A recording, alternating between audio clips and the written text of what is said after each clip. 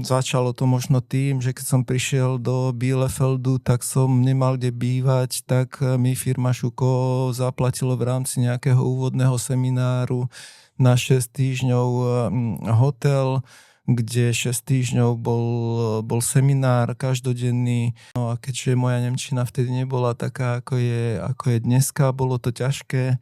Po každom dni, keď som si písal do slovnička slovíčka, ktorým som nerozumel, ktoré som potom na hoteli som si dohľadával a učil sa ich, aby ten ďalší deň bol lepší ako ten predchádzajúci.